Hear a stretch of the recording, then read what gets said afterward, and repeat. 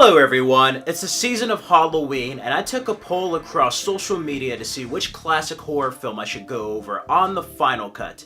Unanimously, at 100%, you all voted for Halloween 4, The Return of Michael Myers. And since the new Halloween comes out on October 19th, I figured why not? So here on this episode of the final cut, I'm going to go over Halloween 4, The Return of Michael Myers. Halloween, of course, was a hit from 1978, directed by John Carpenter, starring Jamie Lee Curtis. It spawned a sequel, and then a third film called Halloween 3: Season of the Witch. Now, this film did not have Michael Myers, and I do think it's a bit of an underrated film, even though it is campy. Originally, John Carpenter wanted Halloween to be an anthology film series. Halloween 3 met some pretty dismal critical and audience reception, and because of that, Mustafa Akkad decided to basically bring back the moneymaker, which is Michael Myers. So Halloween 4 saw the return of Michael Myers. Absent for this 10-year anniversary was Jamie Lee Curtis. Instead, they focused on her daughter, Jamie Lloyd, which of course was named Jamie as a homage to Jamie Lee Curtis. She's played by Danielle Harris. We also have Ellie Cornell as Rachel, Sasha Jensen as Brady, and Donald Pleasance as Dr. Sam Loomis, who gives a terrific performance in this. A very underrated, great performance from Donald Pleasance. He actually makes this film watchable. He's the best part about this film besides Danielle Harris.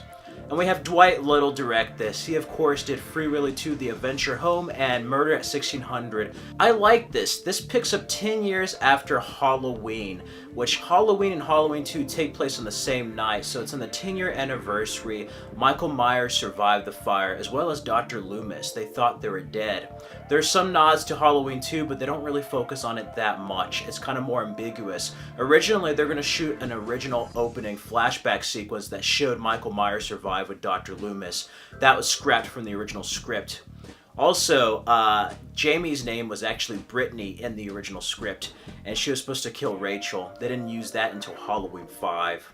But I find it interesting. This is actually a very well done movie. The Halloween franchise has a lot of ups and downs, but Halloween 4 is definitely one of the stronger sequels. I really like this film. Halloween 2, of course, had Jamie Lee Curtis, but this one has that Halloween fall vibe to it, and is my personal favorite out of the original films, besides H2O, probably since the first film. I like the first Halloween 4 and H2O the best. This one was actually a serious attempt at making a sequel of bringing Michael back, and I love it. He's being transferred to another facility, and he basically wakes up finding out that Laurie Strode has a daughter and all this other stuff, so he's trying to kill this child, which makes it more frightening because it's not just about going after teenagers or babysitters. He's after some unfinished business, and it's a monster going after a kid. And that's just really intense for a horror film, or just any film, really. Of course, Dr. Sam Loomis wonders, why is everyone out of their minds? Why do they keep letting Michael get away?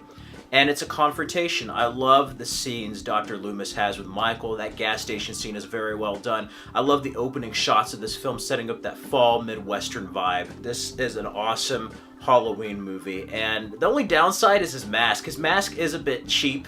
You can tell they probably got it from like a Halloween store. It doesn't look as accurate as, say, the original mask. Luckily, the new movie looks like it's gonna rectify that, but I like it. I like that opening nightmare scene. There are some suspenseful moments, and of course, moments of gore, but I don't feel like they're too gratuitous or just too much like Halloween 2. I love Halloween 2, but this one feels more in line with the way Halloween was made. There's still moments of suspense, but most of all, Rachel and Jamie are characters you care about. They're smart, resourceful women at different ages, and I love it. I love the story of like this person basically taking care of this kid who lost her mother, doesn't have a family. And sure, she's a burden, but she really cares for her, and you can feel that when they're both in danger from Michael Myers. Sam Loomis is fantastic. Donald Pleasance, I like how they put the scar makeup from the burns. And he really makes this film along with Jamie. I love both these characters in this film series. And yeah, it's amazing of where it could have gone. There's so many avenues that they went with. And it's just sad because this is actually a really good movie, and a little bit of it is just damaged by Halloween 5 and Halloween 6 and ignored by Halloween H2O. And we're not going to even talk about Resurrection or the Rob Zombie films. but this is definitely one of the better Halloweens, and they had a serious attempt at bringing Michael Myers back. I love the vibe of this. The score, of course, is fantastic. It's not done by John Carpenter, but this time you have Alan Howarth do the music for the film based on John Carpenter's composing. I love this theme. It's a bit more synthesized, more 80s. And yeah, for a genre that was being overused and exploited in the 80s, just a whole bunch of slasher horror films, this was a breath of fresh air. And it was quite a while since Halloween 2. That was like, what, in 81 or 82? So it was quite a bit of time since the last time we saw Michael Myers. I love where 3 went, but you could tell Michael Myers' absence, and of course producers want money, and they brought back the Boogeyman. And everybody's entitled to one good scare for Halloween, and this is definitely one of the better Halloweens. I would highly recommend it if you've never seen any of the Halloween films. Now, none of the sequels are canon. They don't count after Halloween 2018, but still, go ahead and check this out if you're in the mood for a horror film this Halloween. This is definitely one of the better sequels, and on its own right, it's a well-done film.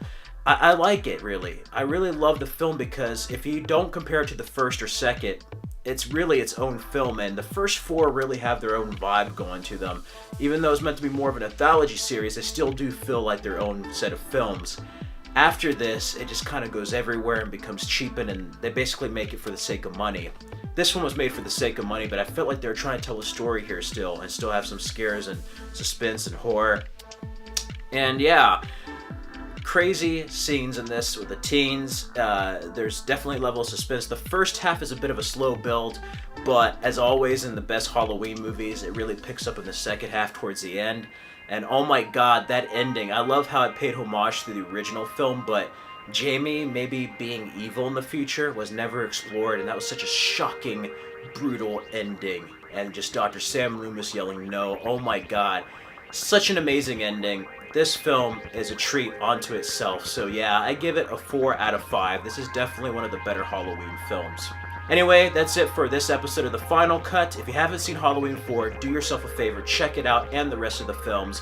If you have seen Halloween 4, feel free to let me know what you think about the film down in the comments below. Remember to follow me on the Stardust app at FredFilmFanatic. Like, comment, and subscribe. Here are some more videos you can enjoy on my channel.